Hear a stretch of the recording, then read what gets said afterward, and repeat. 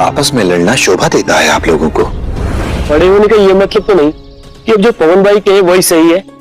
साईं, पहले इसने धक्का दिया मुझे।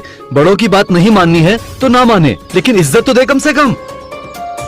मैंने इज्जत से ही कहा था साईं कि ठेला चौराहे पर लगा देते हैं। और मैंने बात नहीं मानी तो बहसबाजी, हाथापाई पर उतर आए। ये होता है इज्जत देना? और आपने मुझे जानबूझकर धक्का दिया। धक्का तुमने मुझे पहले दिया अब्दुल, झूठ मत बोलो तुम। आप झूठ बोल रहे हैं। शांत हो जाइए आप दोनों। आप दोनों मेरे साथ आइए। हाँ,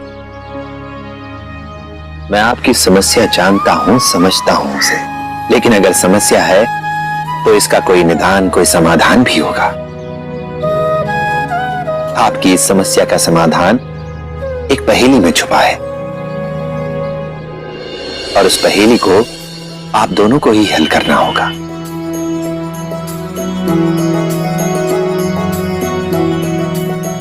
पहेली? मैं समझा नहीं साईं। एक बार की बात है, एक जंगल के रास्ते से 5 दोस्त कहीं जा रहे थे। कुछ दूर चलने के बाद उन्हें अचानक एहसास हुआ कि शायद वो रास्ता भटक गए हैं। तो उनमें से एक दोस्त ने कहा कि हमें संभवतः ये बाईं ओर वाला रास्ता पकड़ना चाहिए। इस रास्ते पर चलकर हम सुरक्षित जंगल से बाहर जा सकते हैं। ऐसा कहके वो बाईं ओर के रास्ते से चला गया।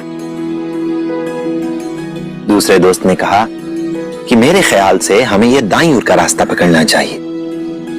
इस रास्ते पर चलकर हम जंगल से बाहर सुरक्षित जा सकते हैं। और वो दाईं ओर के रास्ते से चला गया।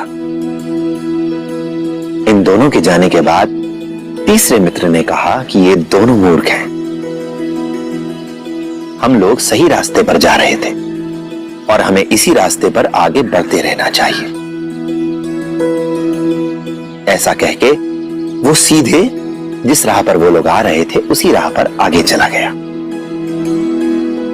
तब चौथे मित्र ने कहा कि नहीं, मैं तो कोई जोखिम नहीं उठाना चाहता।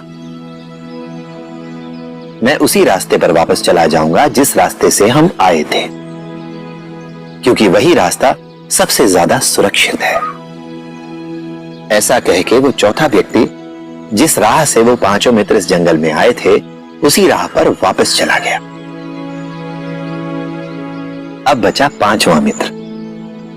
उसने अपने चारों मित्रों को जाते हुए देखा और उसके बाद उसने कुछ ऐसा किया जिससे उसे न केवल सबसे छोटा बल्कि सबसे सही रास्ता मिला। क्या आप लोग अनुमान लगा सकते हैं कि उसने ऐसा क्या किया होगा? आप लोग विचार कीजिए, मैं अभी आता हूं। पवन भाई, आपको क्या लगता है कि क्या किया होगा उसने? वही तो मैं भी सोच रहा हूं। अगर हम दोनों मिलकर इस पर निष्कर्ष निकालें, कुछ सोचें, विचार करें, तो पहेली जो है जल्दी सुलझ जाएगी। आपने तो मेरे मुंह की बात छीन ली। छोटा रास्ता भी और सही मार्ग भी कैसे ढूंढा होगा उसने?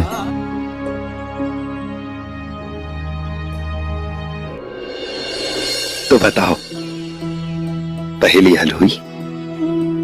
समस्या का समाधान मिला? जी साईं। हम दोनों ने निष्कर्ष निकाल लिया है कि उस पांचवें व्यक्ति ने क्या किया होगा। तो बताओ, क्या सोचा होगा? जंगल के सबसे ऊंचे पेड़ पर चढ़कर उसने चारों तरफ देखा होगा और उसे बाहर जाने का सबसे छोटा और सही रास्ता मिल गया होगा।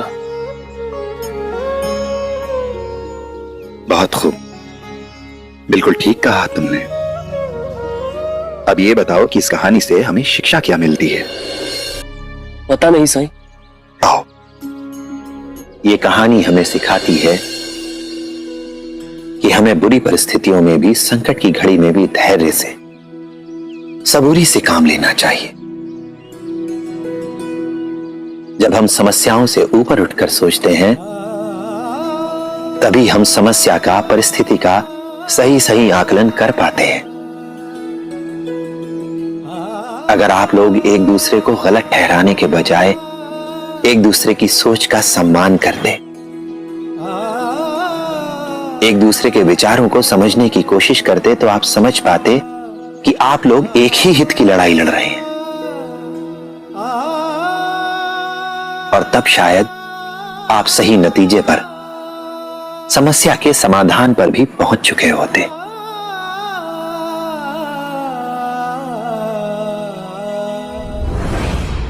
आपको क्या लगता है अब्दुल, वो चारों गलत थे?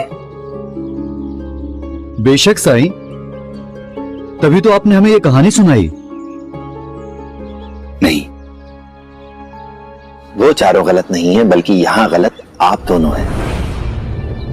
तो उन पांचों मित्रों के साथ क्या हुआ, ये मैं बताता हूं।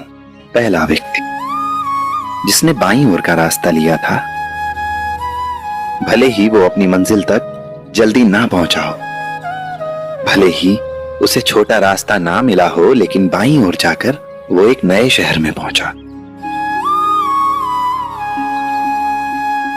एक नए शहर को जाना उसने। दूसरा आदमी जिसने दाईं ओर की राह ली थी, चलते चलते वो एक घने जंगल में पहुंच गया। रात हो गई और उसे अकेले ही रात बितानी पड़ी जंगल में, लेकिन उसने भी कुछ खोया नहीं। उसने भी तजुर्बा, एक नया अनुभव हासिल किया। जंगल में अकेले अपने बलबूते अपनी हिम्मत पर रात बिताने का तजुर्बा, अपने दम पर जीना सीखा उसने। और तीसरा व्यक्ति जो जंगल में सीधा आ गया था, चलते चलते वो कुछ ऐसे लोगों से जा मिला जो उन्हीं की तरह जंगल में खो गए थे, भटक गए थे। उसने नए लोगों के साथ कैसे जीना है, कैसे उनके साथ मिलकर काम करना है, ये अनुभव, ये तजुर्बा हासिल किया। चौथा व्यक्ति जो पीछे के आए हुए रास्ते पर ही वापस लौट गया था, उसे रास्ते में एक घर मिला। घर के लोगों ने उससे रुकने के लिए कहा और मेजबान से उसने मेहमान के प्रति दया, करुणा, प्रेम और विश्वास का पाठ सीखा। एक नया तजुर्बा, एक नया अनुभव हासिल किया उसने भी।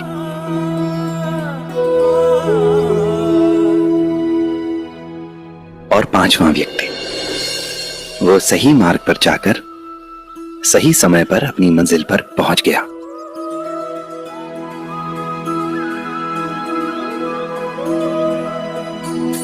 तो अब समझ में आया कि इस कहानी से हमें क्या शिक्षा मिलती है। ये कहानी हमें सिखाती है कि हमारे जीवन में कुछ भी गलत नहीं होता। हमारे साथ अच्छा हुआ या बुरा, सही हुआ या गलत, ये मायने नहीं रखता। मायने रखता है तो सिर्फ ये कि अपने जीवन में अपने लक्ष्य तक पहुंचने के लिए हमने जिस राह, जिस मार्ग, जिस विकल्प को चुना, उस पर चलकर हमने क्या सीखा, क्या अनुभव, क्या तजुर्बा हासिल किया हमने। क्योंकि जीवन का हर तजुर्बा हमें कुछ सिखाता है।